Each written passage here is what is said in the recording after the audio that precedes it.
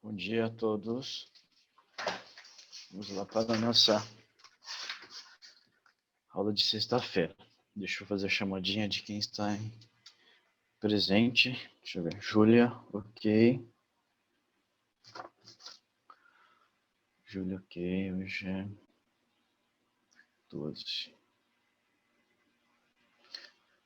Enzo, ok. Ana Clara. Mariana. O Arthur tá entrando. Lucas.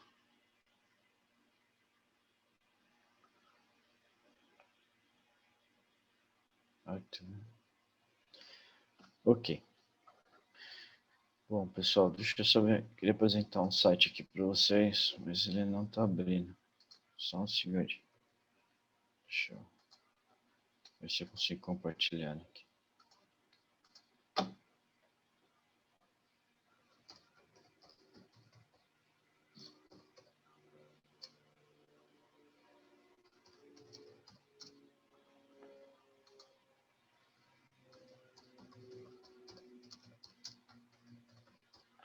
Ver se ele vai abrir.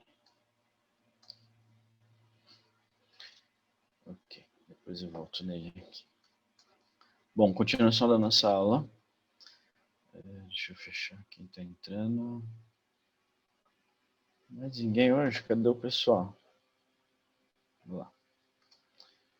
Pessoal, hoje eu quero fechar com vocês a regionalização, ok? Então, a partir da página 220, regionalização. Então, como já havia conversado com você na nossa última presencial, a regionalização, ela usa alguns critérios, né, para dividir aí o nosso território, tá joia? Então, usa o que aí, por exemplo, né? Primeiramente, a importância, né, tanto de obtenção de dados, informações na representação das diferentes formas da regionalização do espaço brasileiro, tá joia? Então, isso é importante, as informações. Outro ponto que eu quero comentar com vocês é que alguns aspectos, né, como os naturais e humanos, né, acabam criando estruturas que podem ser classificadas regionalmente, tá joia? Então, a regionalização do território, ela vai estar relacionada à administração do poder público, cumprindo objetivos para facilitar políticas públicas, tá joia? Então, por isso é importante a regionalização. Então, outro ponto é o IBGE. Aqui eu tenho algumas formas de organizações, como já trabalhamos em sala, tá joia? Por exemplo, olha aqui, temos fazenda agrícola, é um tipo de regionalização, né? Floresta é um tipo de regionalização natural. Temos aqui a pecuária, tá joia? Também um tipo de regionalização. Temos aqui uma regionalização turística, o Rio de Janeiro. Temos uma regionalização festivas, né? E cultural, por exemplo, folclore. Então, isso faz com que o nosso país seja rico nos aspectos naturais, quanto socioeconômicos e culturais. Então, as imagens da página 220 nos mostra isso, tá joia? Outro ponto importante está na página 221, é sobre o IBGE, tá joia? O que é o IBGE? O Instituto Brasileiro de Geografia e Estatística, tá joia? Então, em parceria com alguns especialistas, né, elaborou a primeira proposta de regionalização do nosso país. Então, veja bem, olha, logo mais abaixo, nós temos aqui para saber mais, fala um pouquinho do IBGE, é interessante fazer leitura, né, porque ele é um instituto, né, ele tem uma missão, que é retratar o Brasil com informações necessárias. Deixa eu só retornar aqui.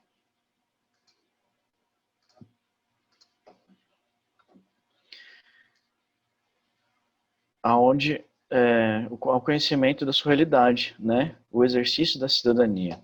Qual é a função do IBGE?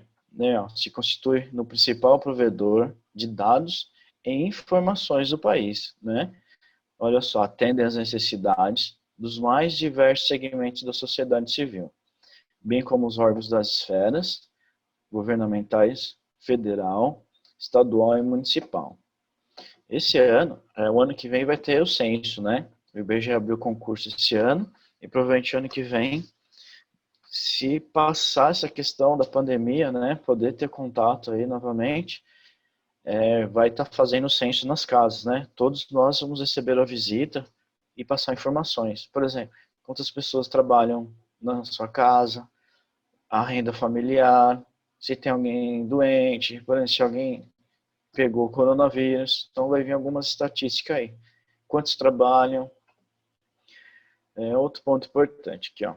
O IBGE oferece uma visão completa atual do país. Como assim, né? Olha só, através do desempenho das suas principais funções. Qual é a principal função do IBGE? Produção e análise de informações estatísticas, coordenação e consolidação das informações estatísticas, produção e análise de informações geográficas, coordenação e consolidação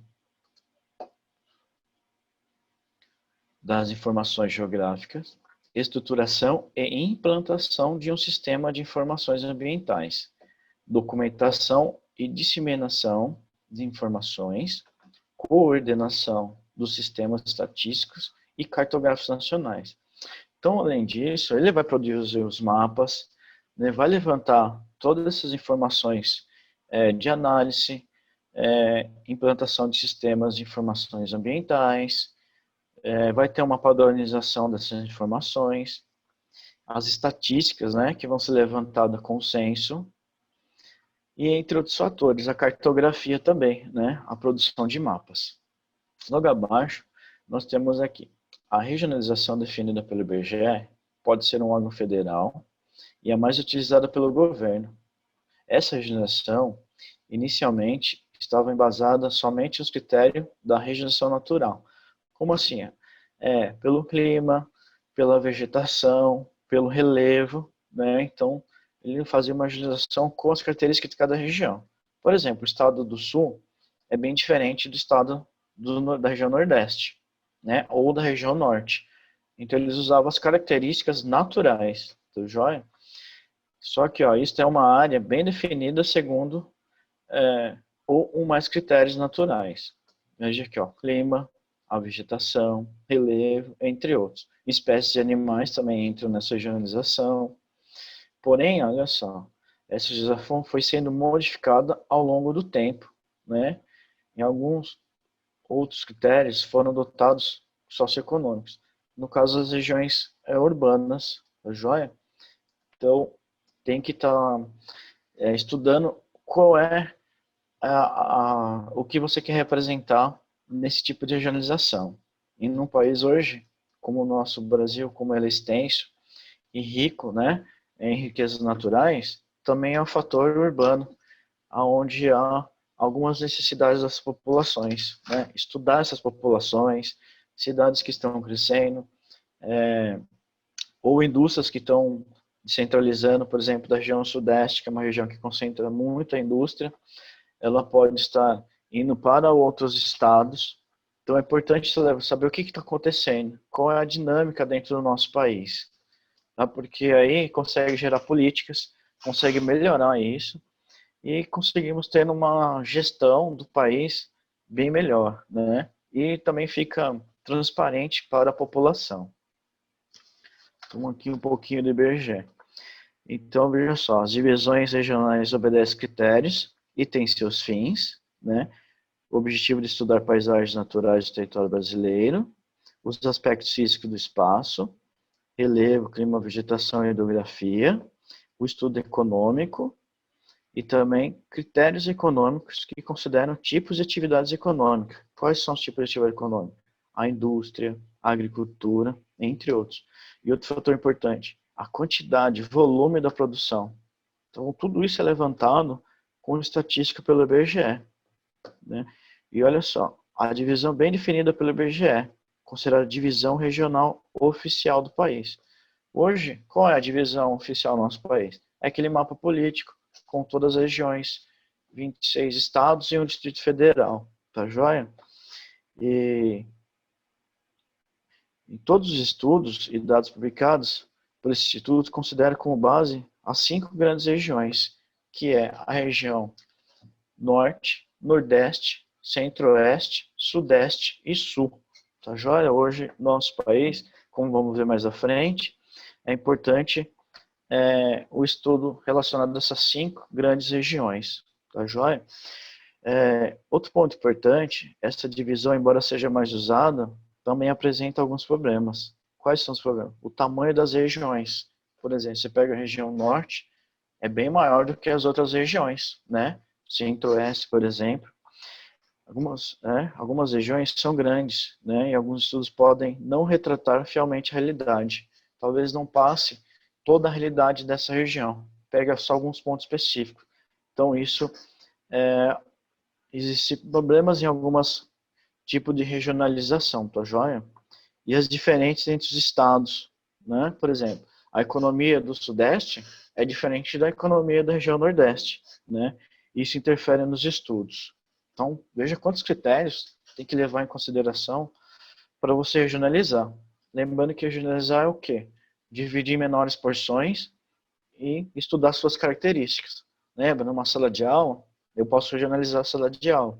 Eu posso colocar pessoas mais baixas num espaço, mas da mesma altura em outro, né? Pela cor da pele. Então, por idade, eu consigo regionalizar. Então, você divide em menores porções para você ter um estudo mais detalhado. Tá joia? Então, isso é regionalização. Vamos lá. Na página 222, vamos ver a primeira regionalização que o Brasil passou. Tá joia? Olha só. Adotou, desculpa. Veja só, a primeira regionalização adotada foi em 1940. Olha quanto tempo faz, né? Era 5 regiões que apresentam no mapa.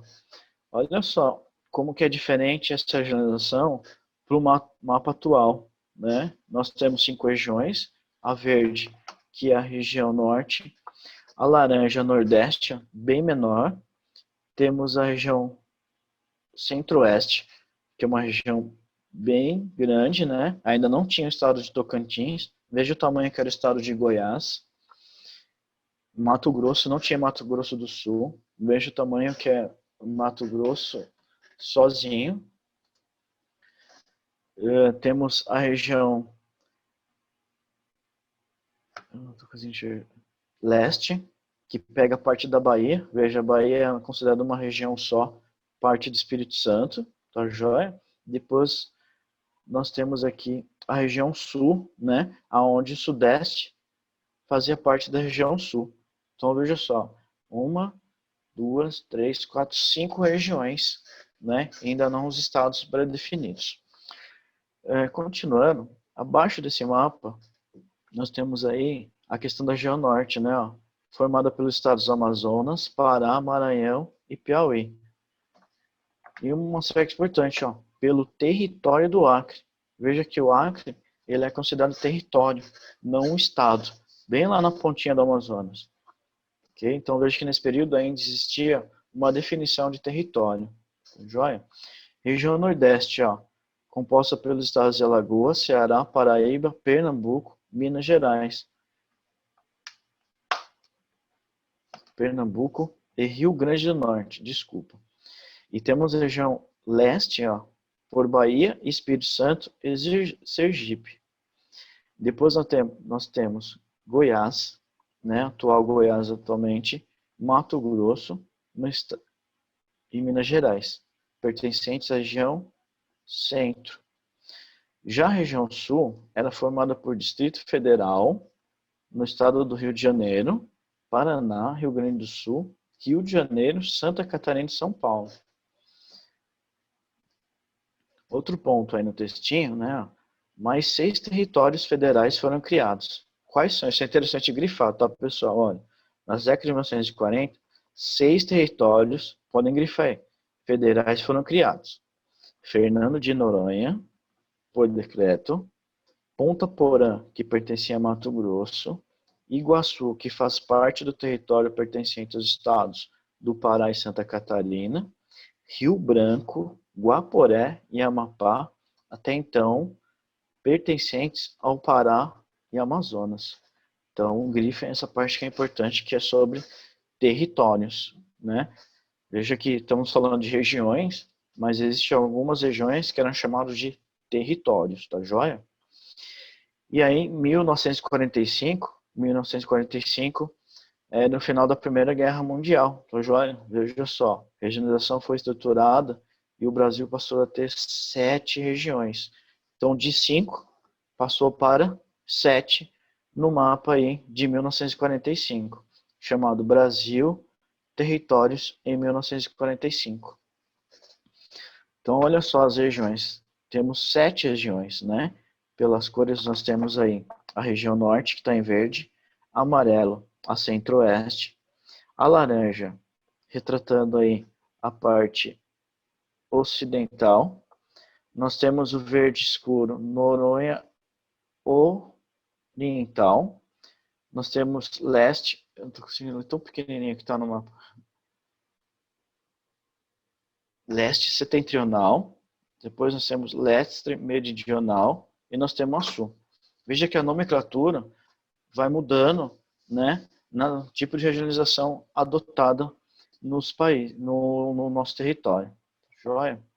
Vamos comentar um pouquinho. Então, veja só. Os estados de Goiás não ficou encerrado, tá? Olha só, na década de 40, Goiás foi escrito como Z no final. Por que será? Olha, ele ainda não era algo definido ainda, tá joia? Em Goiás hoje é com S, tá joia? E no mapa tá com Z. Outro ponto, olha só, o atual território do Acre, até então chamado território, né, conforme consta no mapa, ainda não era considerado um estado, tá joia? Isso é importante estar observando nisso aí. Ele foi elevado à condição de Estado federado somente em 1960. Então, em 1940 até 1960, o Acre era um território, né, como se fosse um país à parte. Então, ressalte as semelhanças, né?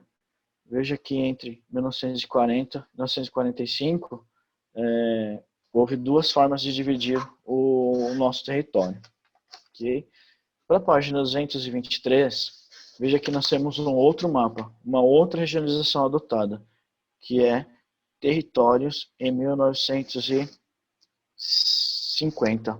Tá joia? Então veja que temos 1, 2, 3, 4, 5 regiões. Joia? Novamente, olha, o verde, região norte, centro-oeste, nordeste, leste e sul. Joia? Ainda a leste permaneceu aqui. Então, o que comenta aí no texto? Olha, na mesma década, os territórios de Ponta Porã e do Iguaçu foram extintos, joia, olha, incorporados ao estado do Mato Grosso, ao Paraná e a Santa Catarina. Além disso, olha, o Brasil voltou a ser dividido em 5 regiões. Então, em 1950, ele retornou para 5 regiões. De 7, retornou para 5. Joia? Logo abaixo, né, continuando aí, em 1956, houve uma mudança, né, o nome do território federal, de Guaporé para Território Federal de Rondônia, o segundo território criado nessa regionalização no nosso país. Então, o Território Federal de Guaporé para Território Federal de Rondônia. Isso é importante deixar marcadinho aí. Agora, para a década de 60, foi marcado alterações como que, olha só, configuração do território brasileiro por novas formas de ocupação, uso e organização. Né?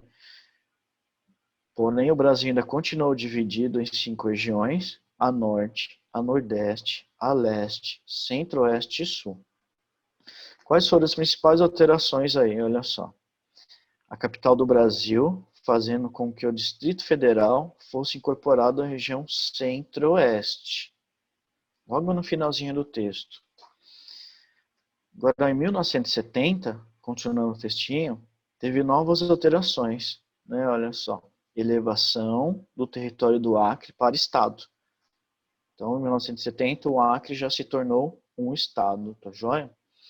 E as mudanças de nome de território do Rio Branco passou a ser chamado de território de Roraima.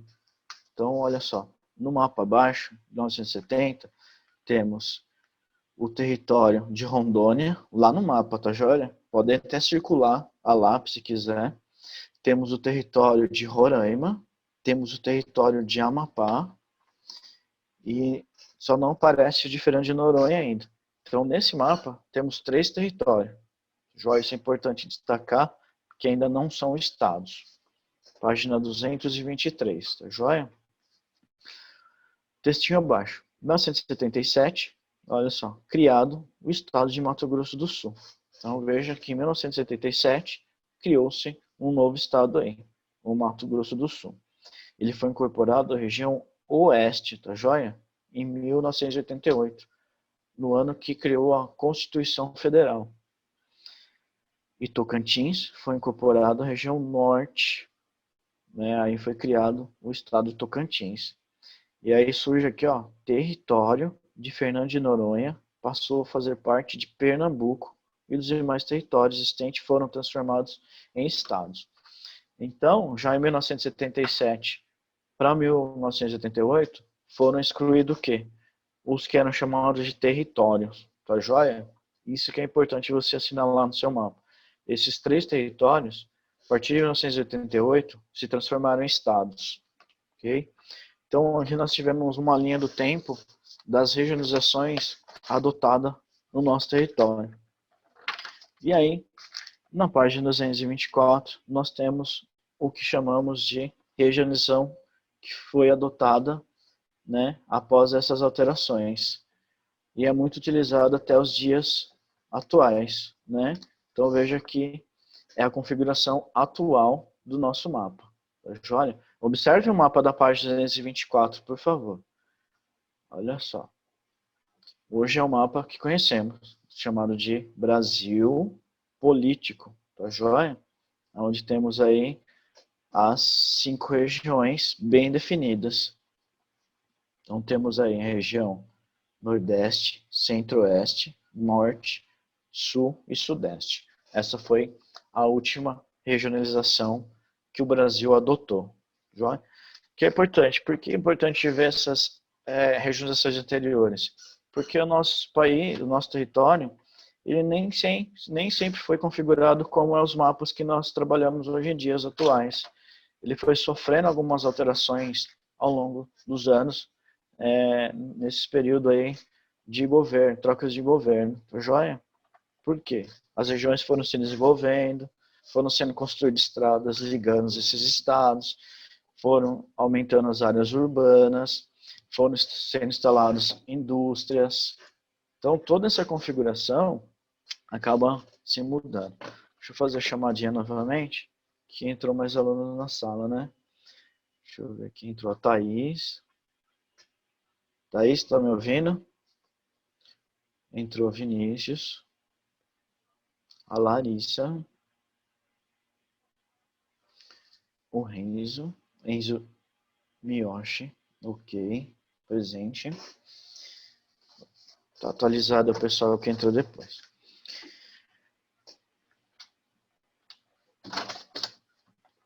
Pessoal, agora, algo que é importante, que vai tratar na página 225, regionalização geoeconômica, tá joia?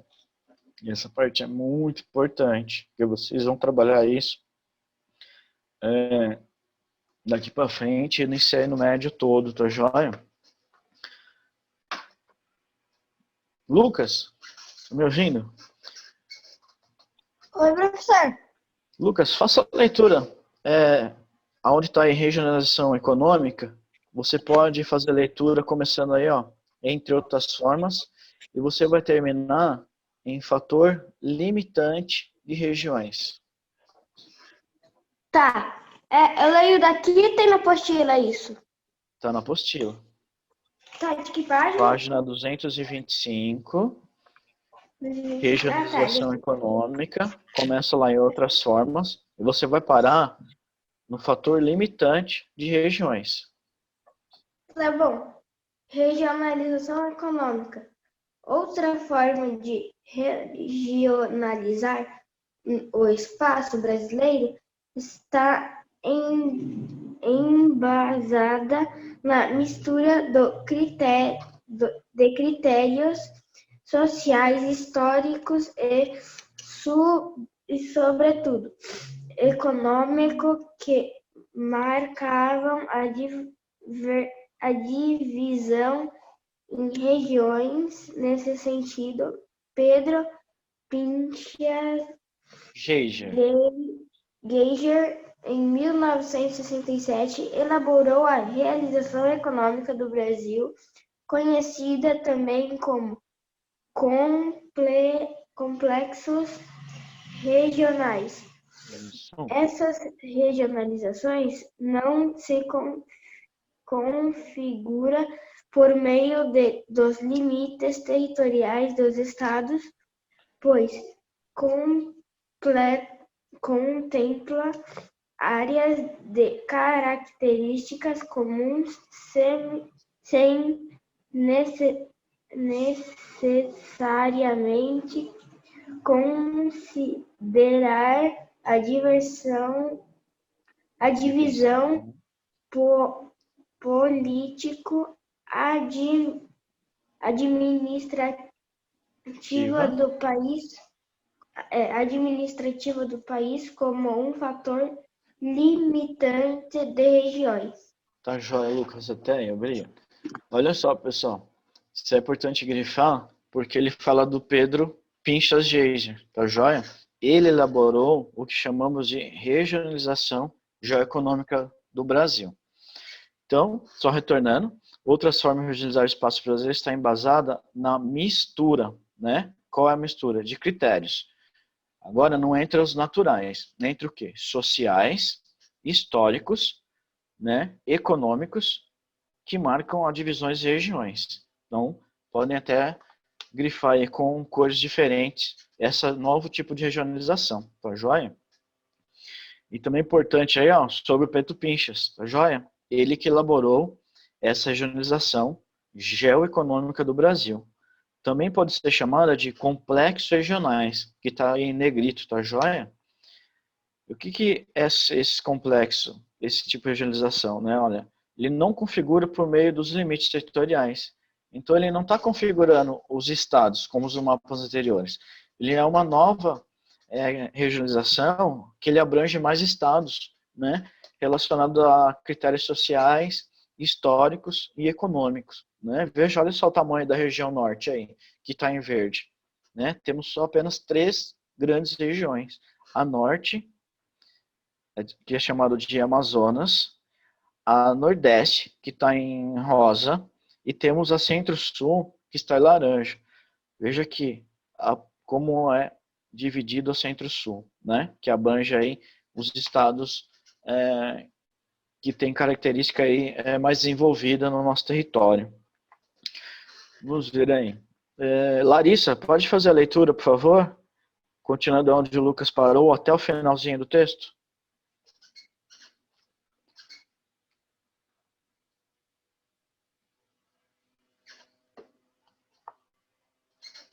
Larissa.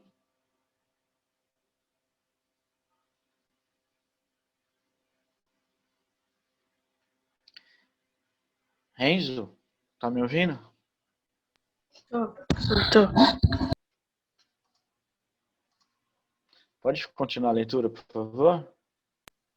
Professor, minha apostila da escola tá fechada, então minha mãe não foi até agora lá buscar. A escola tá fechada? Tá, já. Júlia, pode continuar, por favor? Até onde, professor? Você pode ir até Amazônico. Começa na região centro, começa nessa regionalização e você termina lá embaixo, Amazônico. Tá joia? Tá bom. Nessa regionalização, Geiger dividiu o Brasil em 3 regiões, ou complexos regionais: Amazônica, Nordeste e Centro-Sul.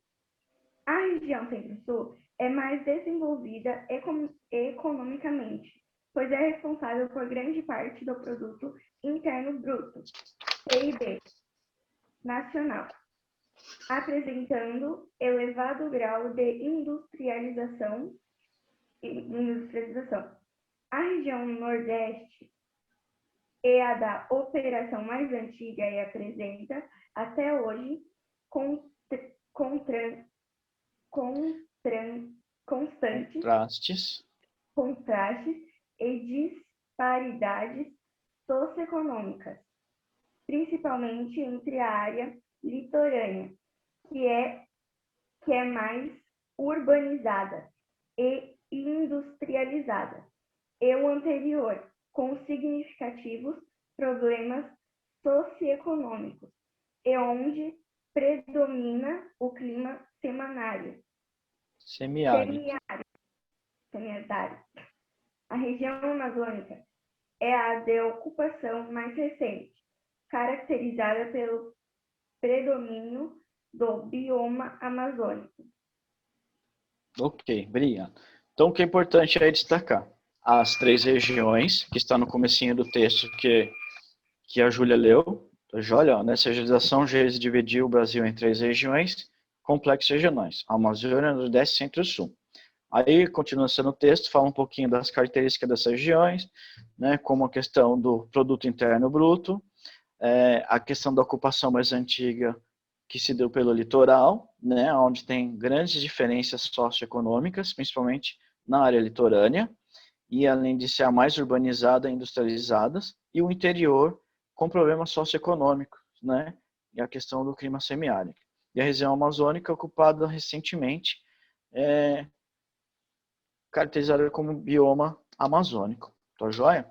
Então, nessa proposta, que tomou como base a ocupação, organização e produção do espaço geográfico brasileiro.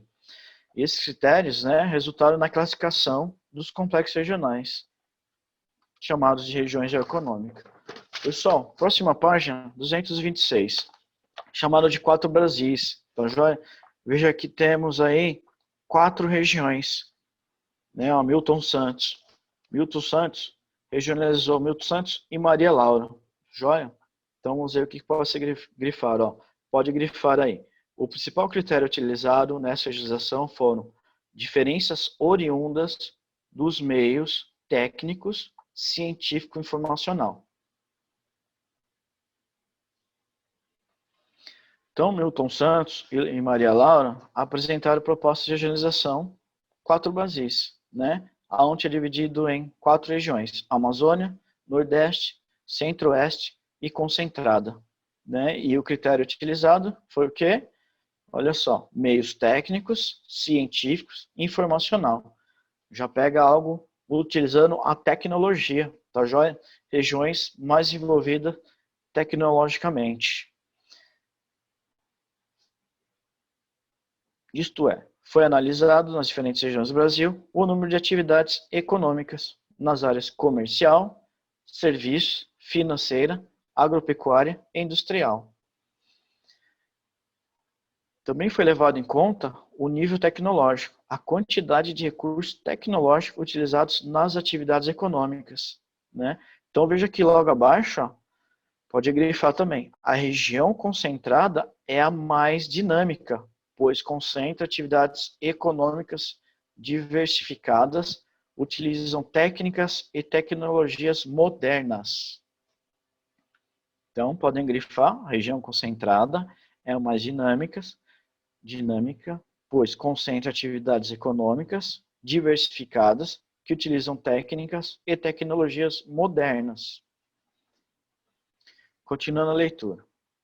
Está organizada em redes de diversos níveis, tem elevado grau de industrialização e de urbanização, bem como mercado consumidor significativo. Essas características fazem com que essas regiões se destaquem, ou seja, comando econômico das demais. Então, região concentrada, que compõe o estado de Minas Gerais, Espírito Santo, Rio de Janeiro, São Paulo, Paraná, Santa Catarina, Rio Grande do Sul, eles comandam a economia do nosso território. Tá joia? Importante. Lembrando aí, faça uma leitura depois da aula o ter atitude, tá joia? Importante. Pessoal, a próxima página fala um pouquinho de fuso horário, tá joia? Não vai dar tempo a gente comentar, mas podem fazer a leitura e eu volto a conversar com vocês no fuso horário na nossa próxima aula. E eu vou deixar o PDF da aula para vocês, já sinalizando quais são as tarefas, tá joia? Então não esqueçam de pegar o PDF dessa aula e ver qual é a tarefa solicitada, tá bom? E vocês têm algumas páginas a cumprir sobre o que nós conversamos. E realizando a tarefa, o que eu vou pedir para vocês? Caso, se não voltarmos no presencial na outra semana, eu vou pedir para mandar a imagem dessas páginas, tá joia? Então, temos aí menos de 1 minuto, não vou conseguir terminar com vocês, mas o último mapinha aí trata de fusos horários. No nosso Brasil, temos 3 fusos horários, tá joia? Que é menos 3 horas, menos 4 horas, menos 5 horas. O menos 3 horas é o laranja. Veja quantos estados abrange o menos 3 horas. Depois o menos 4 horas está em verde. E o menos 5 horas está em roxo. Tá joia? Rosa, que enfim, seja. E só o estado do Acre faz parte dessa menos 5 horas. Quer dizer, se você estiver aqui em Minas Gerais e for 10 horas, você vai ter que retornar 3 horas a menos. Então, é 10 horas em Minas Gerais. Né? Onde está em verde vai ser 9